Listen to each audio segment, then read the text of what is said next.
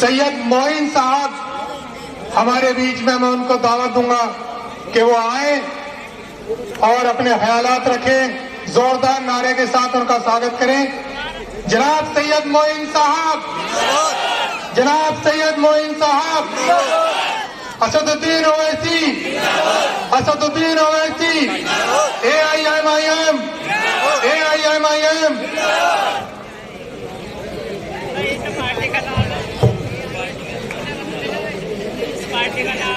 السلام علیکم رحمۃ اللہ وبرکاتہ۔ نحمد و نصلی علی رسول الکریم، اما بعد، اعوذ باللہ من الشیطان الرجیم، بسم اللہ الرحمن الرحیم۔ شہ نشین پہ تشریف فرما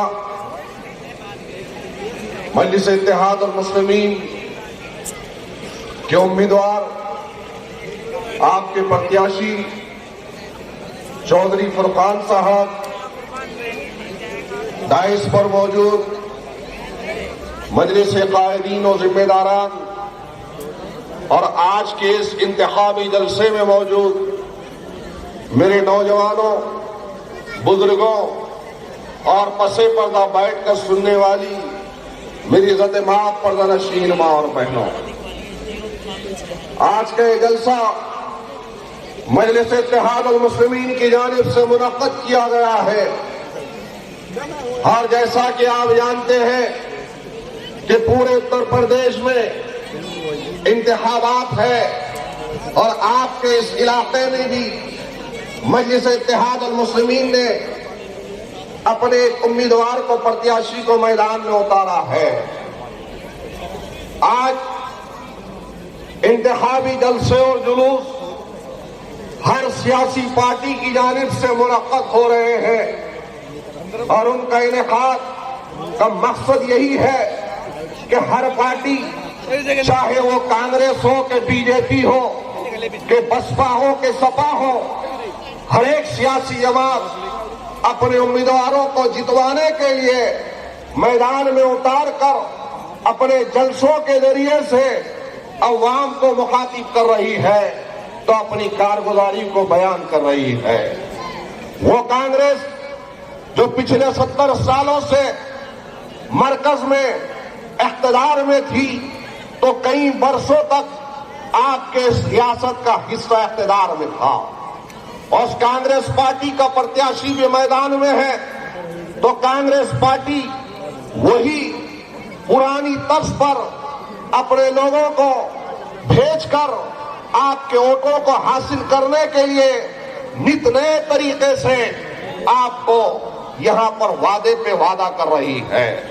یہی حال BSP کا ہے، تو BJP کا بھی ہے، تو پھر سپا کا بھی ہے، کہ ہر بار کی طرح سپا بھی بار بار اپنے جلسوں کے ذریعے سے مخاطب ہو کر مسلمانوں کو، اقلیتوں کو، دلتوں کو آواز دے رہے ہیں کہ آؤ ہم آپ کا کام کریں گے۔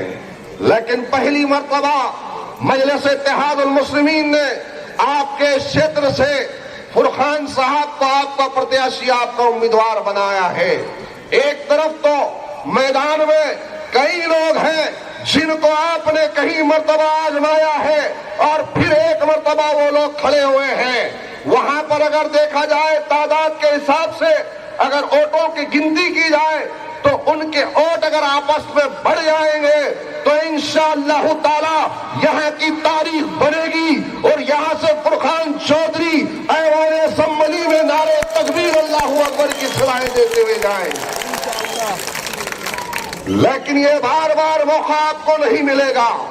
یاد رکھو کہ آج مجلس اتحاد المسلمین کے پرتیاشی آپ کے اس علاقے سے جو ٹھہرا ہے، انشاءاللہ تعالی اگر آپ سب لوگ متحد ہو جائیں گے، منظم ہو جائیں گے، اور اگر ادھر ادھر کی باتیں کہنے والوں کی باتوں میں اگر نہیں آئیں گے، اور ایک فیصلہ لیں گے کہ اب کی بار انشاءاللہ تعالی اویسی صاحب کے پرتیاشی کو جتانا ہے، تو میں سمجھتا ہوں انشاءاللہ اللہ کی مدد آپ کے ساتھ ہوگی۔ میرے بھائی، کئی برسوں سے ہم نے ہر ایک کو آزمایا ہے، ہر مرتبہ جو सेकुलरिज्म का लिबादा पहन कर जो सियासी जमात हमारे सामने आई है, हर मर्तबा हमको डराया गया। न सिर्फ हमको डराया गया बल्कि हमारे बुजुर्गों को डराया गया। और कांग्रेस जब मैदान में आती है तो कांग्रेस में इख्तिदार में आने से पहले यही होंगे तो भारतीय जनता पार्टी बीजेपी आएगी। बीएसपी मैदान में आई, बीएसपी ने भी यही कहा। सपा मैदान में आए, यादवों की पार्टी आई तो उन्होंने भी वही कहा। हर मर्तबा हमको डरा डरा कर वोट लेते गए। कांग्रेस को इख्तिदार मिला, बसपा को इख्तिदार मिला, सपा को इख्तिदार मिला। बहन जी कभी यहाँ की चीफ मिनिस्टर वजीर आला बनती है तो भैया यहाँ के वजीर आला बनते हैं, तो कांग्रेस यहाँ के वजीर आला बनते हैं। मुसलमानों याद रखो, तुम यहाँ पर सरजमीन उत्तर प्रदेश पर एक हैसियत रखते हो, एक अहमियत रखते हो, लेकिन ये अहमियत, ये हैसियत तो अगर आपको बताना है तो आपको ऐवान असेंबली में अपने नुमाइंदों को भेजना होगा। अरे कब तक जाएंगे? अरे कब तक हम इसके उसके पीछे जाएंगे? अरे ताकत बनो और अपनी ताकत का लोहा मनवाओ। अरे आज तक तो कोई आपके पास ऑप्शन नहीं था ना। आज तक आपका कोई पुरसाने हाल या अपनी जमात नहीं थी। हर मर्तबा सिर्फ हमको डराते थे कि बीजेपी आ जाएगी, बीजेपी को रोकना है, बीजेपी आ जाएगी, बीजेपी को रोकना है। और मुसलमान बस यही लय में था कि अगर बीजेपी को रोकना है तो ये 20% मुसलमानों के वोट मुसलमान कभी सपा की झोली में डाल लेता, कभी बसपा की झोली में डाल लेता, कभी कांग्रेस की झोली में डाल देता। लेकिन 70 साल से 75 साल से आप जहां थे वही हैं। अरे 3% वालों को, 4% वालों को, 7% वालों को CM, chief minister, deputy CM का ओहदा दिया जाता है, मैनिफेस्टो में ऐलान होता है। लेकिन क्या उत्तर प्रदेश के मेरे खजूर मुसलमानों, तुम 20% वालों, तुम्हारी कोई अहमियत और औकत नहीं है हिंदुस्तान में या उत्तर प्रदेश में।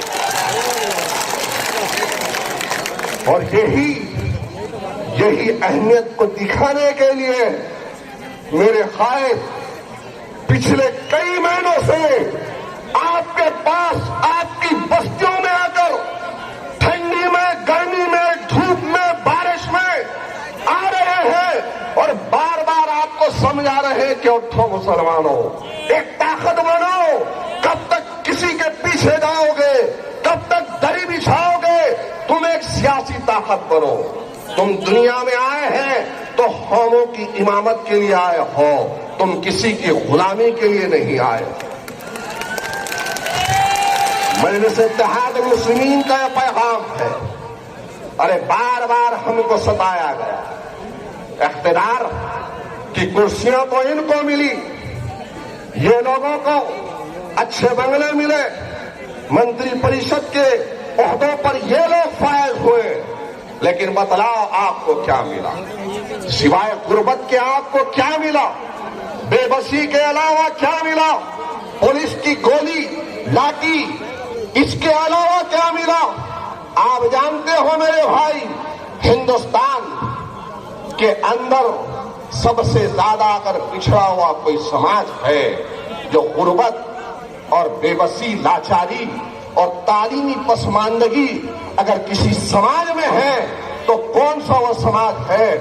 इख्तिदार में जब कांग्रेस थी तो कांग्रेस पार्टी के इख्तिदार में सच्चर कमेटी बनी और उसी सच्चर कमेटी की रिपोर्ट्स में इसकी तमाम चीजों को शायद किया। आज सबसे ज्यादा हिंदुस्तान में बड़ा कोई स्टेट है तो यही उत्तर प्रदेश है। आज का मुसलमान इसको हराने की और उसको जिताने की फिक्र कर रहा। अरे कब तक औरों की फिक्र करोगे? खुद अपनी फिक्र करो, अपने रोटी की, अपने रोजी की, अपने नस्लों की, अपनी औलाद की, अपने आल की, इनकी फिक्र करो। कब तक दूसरों को जिताओगे? अरे एक मर्तबा अपनों को जिताओ।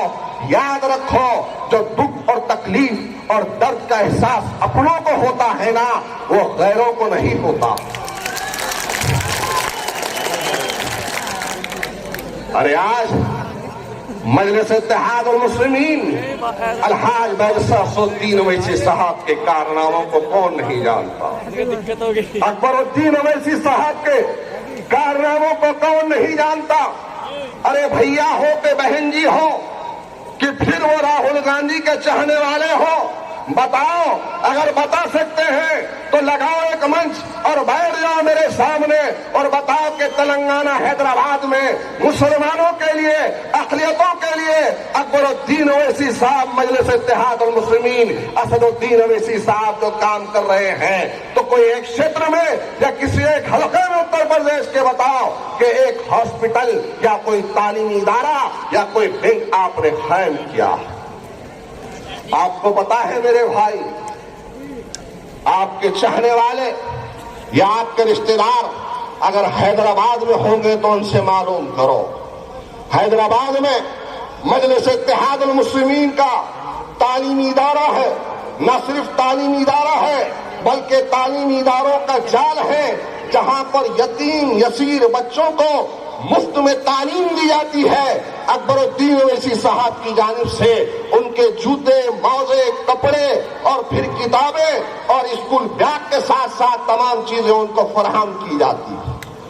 अरे केजी से लेकर नर्सरी, नर्सरी से लेकर हाई स्कूल से लेकर जूनियर कॉलेज से लेकर ITI, engineering, senior college, MBBS, degree college, इन तमाम के तमाम तालीमी इदारों को मजलिस इत्तेहाद अल मुस्लिमीन वहां पर चलाती है।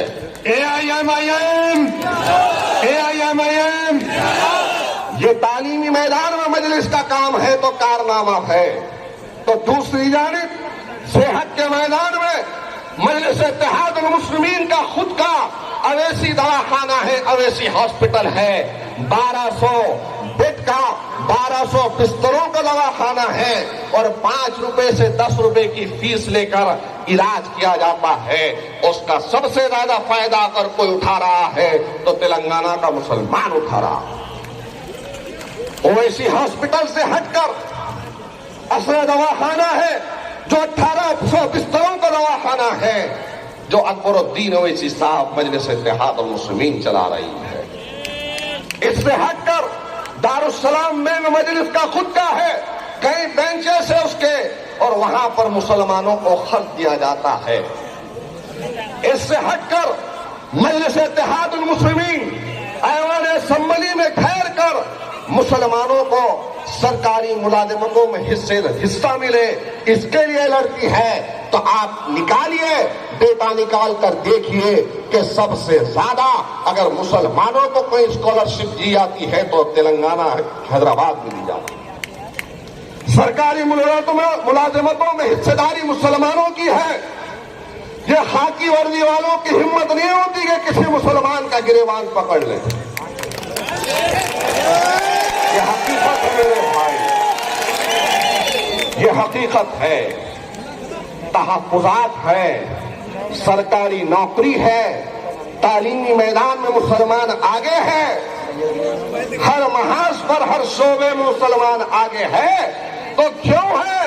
क्योंकि वहां पर आपकी अपनी जमात मजलिस इत्तेहाद अल मुस्लिमीन है, आपके कायदीन है, आपके MLA है, आपके मेंबर ऑफ पार्लियामेंट है। और यहाँ क्या है? अखिलेश ने कोई दवाखाना मुसलमानों के इलाकों में बनाया हो तो बताओ। 20% के मेरे गयूर मुसलमानों, बताओ तुम्हारे लिए कोई हॉस्पिटल या दवाखाना या स्कूल किसी ने कायम किया है?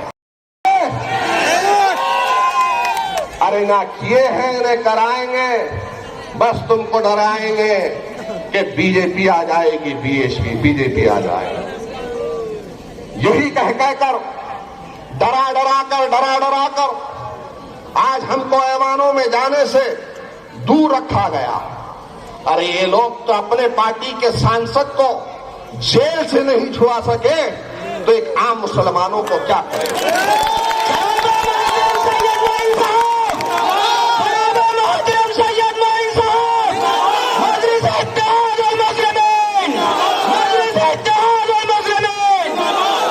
मेरे भाई, अरे हम मजलिस को ज्वाइन करने से पहले महाराष्ट्र में हम भी बेबस थे, मजबूर थे, परेशान थे।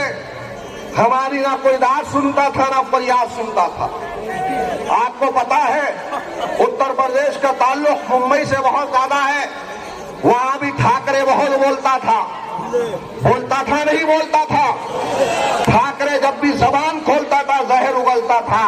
लेकिन अल्हम्दुलिल्लाह जब से मजलिस इत्तेहाद और मुस्लिमीन आई है, ये ठाकरे, प्राची, योगी, मोदी, ये सब कुछ बोलना बंद कर दिए और जब बोलते हैं तो ऐसी बोलते हैं। डरने और घबराने वालों की जमात मजलिस नहीं है।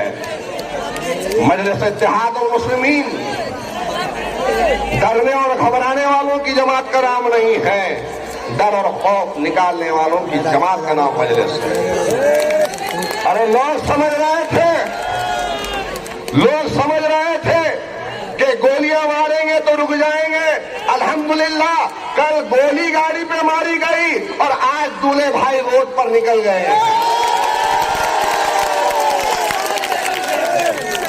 योगी बाबा,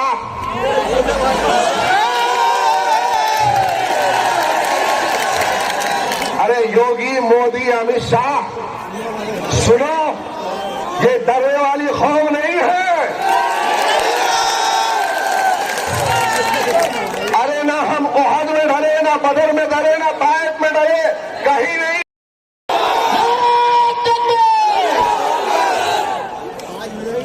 हमको रोकने की कोशिश की गई, नहीं रुके तो गोली मारने की कोशिश की गई और फिर अब बार बार एक ही बात कह रहे हैं। याद रखो मेरे भाई, याद रखो, सब एक हो रहे हैं, सब एक हो रहे हैं।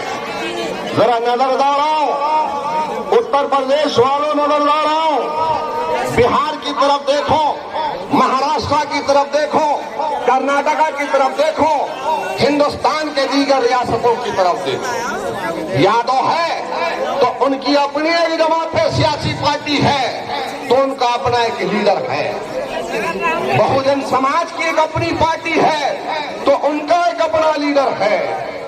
दलित है तो उनकी एक अपनी जमात है, अपनी पार्टी है। अगर पंजाब का रुख करोगे तो सिखों की अपनी जमात है, अकाली दल उनका अपना एक लीडर है। महाराष्ट्र की तरफ आओगे तो शिवसेना मराठों की जमात है, मराठों की पार्टी है, उनका अपना एक लीडर है। अरे जब यादव जमात बनाते हैं, पार्टी बनाते हैं, किसी को तकलीफ नहीं होती। रेड्डी बनाते हैं तो किसी को तकलीफ नहीं होती। मराठा बनाते हैं तो किसी को तकलीफ नहीं होती। बहुजन समाज का लीडर खड़ा होता है तो किसी को तकलीफ नहीं होती। लेकिन जैसे ही मियां भाई जमात बनाते हैं सबको तकलीफ होती है। वो क्यों हो रही है? वो इसलिए हो रही है कि हिंदुस्तान की तमाम रियासतों में मुसलमानों के जो वोट है वो एक हैसियत के हामिल है। वो नहीं चाहते रीजनल पार्टी, ये कांग्रेस पार्टी हो कि तमाम रियासतों के रीजनल पार्टीज हो कि मुसलमानों की कोई जमात बने। और मुसलमान भी बड़ा मासूम है मेरे भाई, माफ करना, बड़ा मुसलमान मासूम है। कोई कह देता है अरे ये तो वो टीम है, बी टीम है, सी टीम है, ए टीम है, तो उनकी बातों में आ जाते हैं। अबे कभी दलितों के मुंह से आवाज तुमने सुनी कि बहन जी बीजेपी की टीम है? कभी यादवों के मुंह से आवाज सुनी क्या कलेश बीजेपी की बी टीम है? कभी कांग्रेस वालों की जबान से सुनी कि बीजेपी की टीम है? लेकिन हम मुसलमान हैं। सियासी शऊर कब आएगा मेरे भाई? खुदारा सियासी शऊर को, सियासी बेदारी को पैदा करो।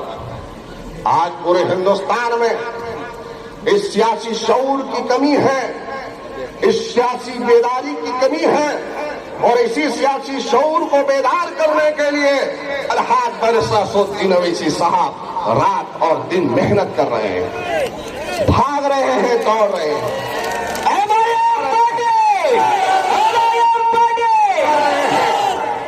मकसद को समझो मेरे प्यारे मुसलमानों। क्या अवैसी खानदान के पास किस चीज की कमी अल्लाह ने दिया? अरे दुनिया में आदमी मेहनत करता है, मशक्कत करता है, जिद्दोजहद करता है, भागता है, दौड़ता है, तो उसका एक मकसद होता है कि दुनिया की तमाम सहूलियात उसके पास आ जाए, माल आ जाए, दौलत आ जाए, इख्तियार आ जाए। आज अवैसी साहब के खदमों में अल्लाह तबारक व तआला ने दुनिया की तमाम नेमतों को दे दिया है। आज अगर दौलत की बात की जाए तो दौलत इतनी है कि उस दौलत का इस्तेमाल हो रहा है तो मुसलमानों के काश के लिए हो रहा है। आज शोहरत इतनी है कि अवैसी साहब न सिर्फ उत्तर प्रदेश में बल्कि मुल्क के किसी कोने से अगर जा रहे हैं, अगर किसी को पता चले कि अवैसी साहब यहाँ से जा रहे हैं, हजारों नहीं लाखों की तादाद में मुसलमानों का काफिला खड़ा हो जाएगा कि एक मरतबा अवैसी साहब का दीदार हो जाए, एक मरतबा हमको हाथ मिलाने का मौका मिल जाए, एक मरतबा मैं उनसे मुसाफा करूं। दौलत है तो इसका इस्तेमाल है, शोहरत अल्लाह ने दी तो इतनी दी है, इतनी शोहरत है, इतनी इज्जत है, और फिर इख्तियार कैसा है। तेलंगाना की ऐवान असेंबली में अकबरुद्दीन अवैसी साहब जो कहते हैं वो कानून बनता। दौलत है, इज्जत है, इख्तियार है, लेकिन उसके बावजूद भी अपने ऐशो आराम की इशरत की जिंदगी को छोड़कर बेके उत्तर प्रदेश के गांव में जाकर मुसलमानों के मर्द ख्वातीन को, उलमाए दीन को, इन मासूम और गयूर मुसलमानों को, गरीब मुसलमानों को समझाने का मकसद क्या है, उस मकसद को समझो मेरे प्यारे मुसलमानों। अरे मैं महाराष्ट्र से आया, कई लोग हैदराबाद से आ रहे हैं उत्तर प्रदेश की सरजमीन पर, कई मर्तबा अवैसी साहब आए, तो क्या मेरे गयूर मुसलमानों किसी को कोई 1 रुपए का चंदा आपसे मांगा? क्या हमने कभी रोटी का सवाल किया उससे? कुछ नहीं मेरे भाई, रसूलुल्लाह सल्लल्लाहु अलैहि वसल्लम की वो हदीस मुबारका बार बार आपके दरमियान में खींच कर अवैसी साहब को लेकर आ रही है, जिसमें अल्लाह के रसूल ने फरमाया कि मुसलमान एक जिस्म के मानिंद है, जिस्म के किसी हिस्से को तकलीफ होती है तो सारा जिस्म उस तकलीफ को महसूस करता है। आज उत्तर प्रदेश में क्या कुछ नहीं हो रहा है, यही तकलीफ बार बार अब असदुद्दीन अवैसी साहब को खींच कर ला रही है। कभी बीफ के नाम पर अखलाक का कत्ल किया जाता है, कभी मॉब लिंचिंग के नाम पर पानी की तरह यही उत्तर प्रदेश की सरजमीन पर मुसलमानों का खून बहाया जा रहा है। अरे यहाँ पर अगर किसी गैर मुस्लिम की हत्या होती है या मरता है तो यही अखिलेश यादव और तमाम के तमाम पार्टी के लोग जाकर मिलते हैं और मिलकर 15 लाख रुपए देते हैं, नौकरी का वादा करते हैं। लेकिन क्या ये नासमझों को इतनी समझ नहीं थी कि जिसका वोट तुमने लिया है अखलाक के घर पर जाते या जितने मकतूल है, जितने कत्ल होने वाले हैं उनके पास जाकर उनको भी एक दिलासा दे। मेरे भाई समझो, इसकी हकीकत को जानो, आज यकीन जानो, मैं अल्लाह को गवाह बनाकर बोल रहा हूं कि आज पूरे हिंदुस्तान में तुम्हारा कोई दर्द, तुम्हारी कोई तकलीफ पर चीखने वाला है तो असदुद्दीन ओवैसी साहब। आज हमारा कोई नहीं। 3 तलाक के मसले पर क्या राहुल गांधी ने आवाज उठाई? 3 तलाक के मसले पर क्या अखिलेश यादव ने आवाज उठाई? 3 तलाक के मुद्दे पर क्या ये बहन जी ने आवाज उठाई? अरे नहीं उठाई। 3 तलाक का मसला था तो कौन बोला? अवैसी बोले। मॉब लिंचिंग पर सख्त क़वानीन और यूएपीए जैसा कानून बनाने की बात किसने कही? मॉब लिंचिंग होती गई, गाय के नाम पर, जानवरों के नाम पर इंसानों का कत्लेआम हुआ,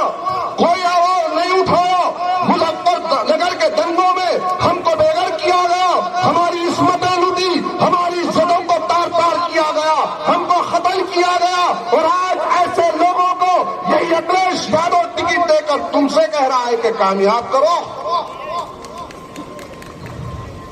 بتاؤ ایس پی کے چاہنے والوں, ارے انہی کے ووٹ لے کر, 20% والوں کے ووٹ لے کر تم کامیاب ہو کر اقتدار پر بیٹھے تھے نا. ارے تمہارا سائیکل کا پہیہ اگر صحیح سلامت تھا تو مسلمانوں کی وجہ سے تھا, لیکن آج کہیں پر بھی مسلمانوں کی بات نہیں. اسی لیے کہہ رہا ہوں میرے بھائی کہ جو تکلیف اپنوں کو اپنی کی ہوتی ہے وہ غیروں کو نہیں ہوتی. اس لیے اٹھو اور ایک نئی تاریخ بتاؤ, ایک نئی تاریخ بناؤ. اٹھو میرے وطن کے غریبوں کو جگاؤ, اٹھو میرے وطن کے غریبوں کو جگاؤ. تاخ عمرہ کے در و دیوار کو ہلاؤ. یہ خاموش مزاجی تمہیں جینے نہیں دے گی. اس دور میں جینا ہے تو کفرام مچاؤ.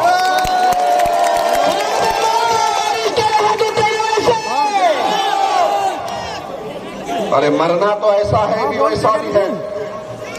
دنیا میں کوئی جینے کے لیے آیا جینے کے لیے. سارے کو معلوم ہے مسلمان کو کہ سب سے اچھی موت اگر کوئی ہے تو شہادت والی موت ہے یا نہیں ہے. تاریخ بناؤ میرے بھائی, یاد رکھو ایک تاریخ بناؤ, ورنہ یہ آنے والی نسل تمہارا گریبان پکڑے گی اور کہے گی کہ تمہارے بیچ میں اویسی آئے تھے, تمہارے بیچ میں مجلس اتحاد المسلمین آئی تھی اور مجلس تم کو جگانے کے لیے آئی تھی, تمہیں جھنجھوڑ رہی تھی کہ اٹھو اور اٹھ کر ایک سیاسی فیصلہ لو اور ایوانوں میں اپنے نمائندوں کو بھیجو. لیکن تم نہیں جاگے. یہ جاگنے کا وقت ہے, بہت کم وقت ہے. میں جو بول رہا ہوں تو غور سے سنو. یہاں پر چودھری فرقان صرف اکیلے میدان میں کتنے ہیں؟ صرف اکیلے ہیں. اور بسپا, سپا, بی جے پی, کانگریس یہاں سے ووٹوں کا بٹوارا ہے. اگر تم اکٹھا ووٹ کلمے کی بنیاد پر اپنے بھائی کو ووٹ دو گے تو انشاءاللہ تعالی لکھنؤ کی اسمبلی میں نعرہ تکبیر اللہ اکبر.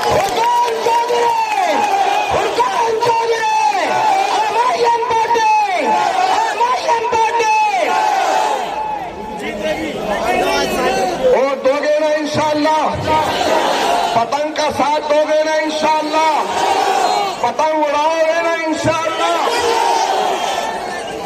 اب سنو میری بات کو ذرا غور سے سنو.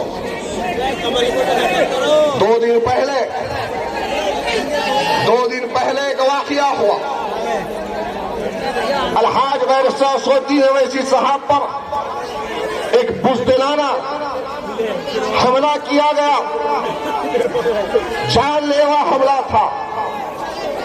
لیکن جس کو اللہ رکھنا چاہے اس کی حفاظت کی ذمہ داری اللہ لیتا ہے.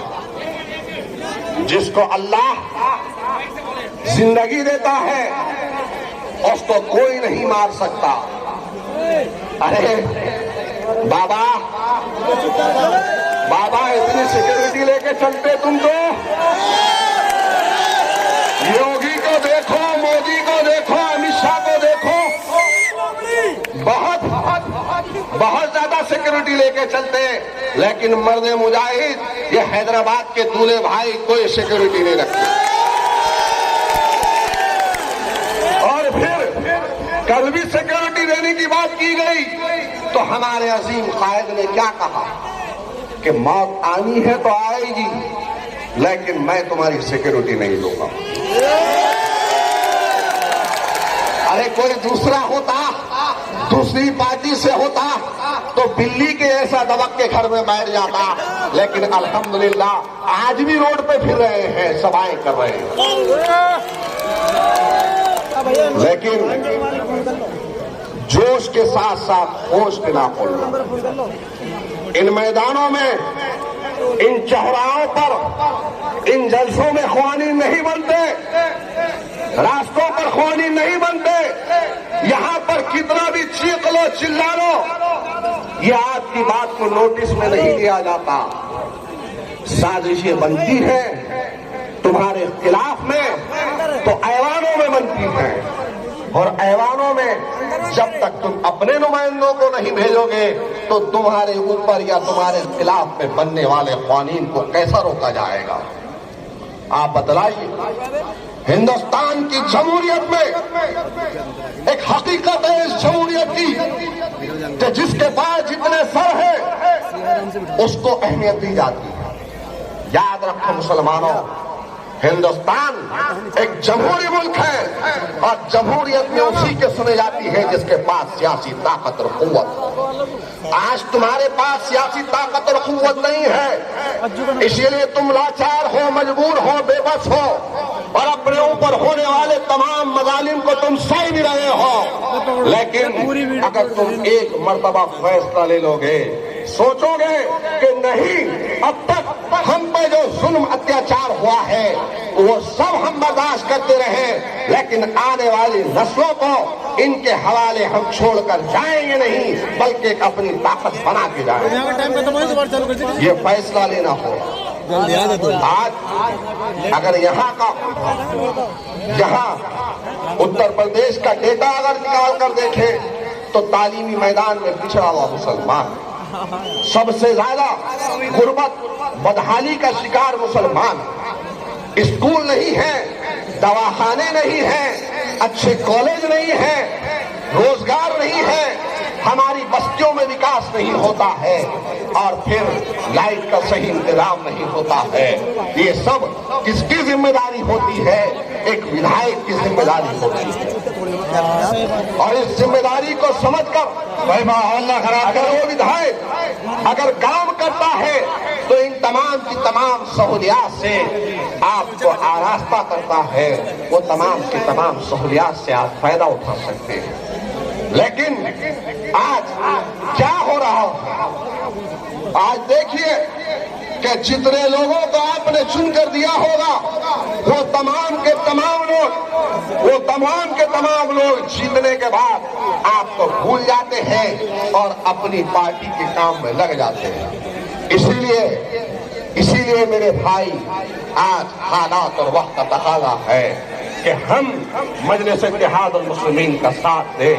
مجلس اتحاد المسلمین آپ کی اپنی جماعت ہے، آپ کو اپنی جماعت کا ساتھ دے کر اویسی صاحب کو طاقتور بنانا ہوگا.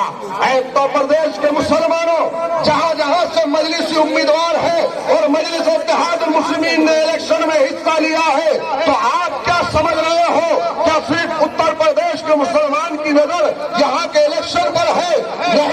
نہیں، بلکہ ہندوستان کے تمام ریاستوں کی نظریں، چاہے وہ فرقہ پرست ہو، چاہے وہ مسلمان ہو، ہر ایک کی نظر اتر پردیش کے الیکشن میں ہے. اور وہ یہ سوچ رہے ہیں کہ وہ اویسی جو ہزاروں کلومیٹر دور سے بن رہا ہے، کیا یہاں کا مسلمان اس کو ووٹ دیتا ہے نہیں دیتا ہے؟ وہ اویسی جو رات اور دن اتر پردیش کے مسلمانوں کو جگانے میں لگا ہے، یہاں تک کہ حد تو یہ ہو گئی کہ اس اویسی نے جان کی بازی لگا کر اپنی جان کو اہمیت نہ دیتے ہوئے لوگوں نے گولی مارنے کی کوشش کی، تو اس کے باوجود بھی دیوانوں کی طرح آپ کے درمیان میں کھڑا رہا ہے. تو کیا یہاں کا مسلمان اس کو ووٹ دیتا ہے یا نہیں دیتا؟ آج آپ کیا سمجھ رہے ہو کہ یہ الیکشن خالی آپ کے چھیتر کا ہے؟ کیا آپ یہ سمجھ رہے ہو کہ جو ہوگا ہوگا؟ ارے اغیار کو ہنسنے کا موقع مت دو مسلمانوں، تم کو اللہ اس کے رسول کا واسطہ ہے کہ آج اغیار یہ فرقہ پرست ہم پر ہنسیں گے، خوف نا امید ہو جائے گی. ارے اویسی کو، مجلس کو یہاں سے شرمندہ نہ کرو، اویسی کو اوڑ دو، مجلس کا ساتھ دو، برخان چودھری کو یہاں سے جتاؤ. انشاءاللہ تعالی یہی وہ گولی والوں کا جواب ہے، یہی وہ بی جے پی والوں کا جواب ہوگا کہ تم نے گولی چلائی تھی تو ہم نے یہاں سے اتنے کینڈیڈیٹ کو اتنی تعداد میں جتا کر فرقان چودھری سید معین صاحب. میرے بھائی بات کو سمجھو، بات کو سمجھو میرے پیارے مسلمانوں، اور اس بات کو ہر ایک تک پہنچاؤ، لازم کر لو، لازم کرو، اپنی اہمیت کو سمجھو. اے ہندوستان کے غیر مسلمانوں، تم اس ملک میں 700 برس تک تم نے حکمرانی آواز پر لبیک کہا تو وہ آواز آج تک ایوان میں گونج رہی ہے. جب کبھی بھی کچھ ہوتا ہے تو ہندوستان کا مسلمان اویسی صاحب کی طرف دیکھتا ہے. آج اس آواز کو ختم کرنے کی اتر پردیش میں کوشش کی گئی. خدا نہ خواستہ میرا خواہد تو اگر کچھ ہو جاتا تو بتاؤ مسلمانوں، اور ایسا عظیم قائد پیدا ہونے کے لیے کتنا وقت لگ جاتا. ارے سمجھو اس چیز کو. آج ہماری آواز پسند نہیں ہے لوگوں کو کیونکہ اویسی صاحب حق بولتے ہیں. ارے اب باتوں سے کام نہیں بنا تو گولی چلانے کی کوشش کی گئی. کیا یہ اویسی صاحب کو مجلس اتحاد المسلمین کو تم لوگ رسوا کرو گے؟ نہیں میرے بھائی. آج اتر پردیش کے الیکشن پر ہر ایک کی نگاہ ہے، ہر ایک کی نظر ہے. خدا کے لیے اویسی صاحب کا ساتھ دو، مجلس کا ساتھ دو، پتنگ کو اوڑ دو. کون جیتے کون ہارے اس کی پرواہ مت کرو. انشاءاللہ میں کہہ رہا ہوں، مجھے اللہ کی ذات سے امید ہے کہ اللہ تبارک و تعالیٰ فرقان صاحب کو ضرور جتائے گا. اگر تم متحدہ طور پر یہ سوچ لو گے کہ نہیں کہ اب کی بار ہم کو یہاں سے اویسی صاحب کو پتنگ کو ووٹ دے کر فرقان صاحب کو جتانا. ایک موقع دو میرے بھائی، ایک موقع دو. بہت ہو چکا، عبادت گاہوں کی شہادت ہم نے دیکھی، ہماری شناخت کو مٹانے کی کوشش کی گئی. بیف کے نام پر ہم کو مارا گیا، گائے کے نام پر ہم کو قتل کیا گیا. مظفر نگر کے دنگوں میں ہم کو گھر چھوڑ کر جانا پڑا، پلائن کرنا پڑا. اور کیا کیا دیکھو گے مسلمانوں، اور کیا دیکھنا باقی ہے؟ نہیں تو پھر آپ کو اٹھنا ہوگا اور اٹھ کر مجلس اتحاد المسلمین کا ساتھ دو. مجلس آپ کی جماعت ہے، مجلس کا ساتھ دو. مجلس اتحاد المسلمین انشاءاللہ تعالی آپ کے شیطر میں کوئی بھی ایسا کام نہیں ہوگا جس کو مجلس نہیں بلکہ ہر کام مجلس اتحاد المسلمین کرے گی. ایک زوردار نعرہ دیجئے، نعرہ تکبیر، نعرہ تکبیر، نعرہ تکبیر. واخر الدعوانا ان الحمدللہ رب العالمین. مائک چالو نہ کرو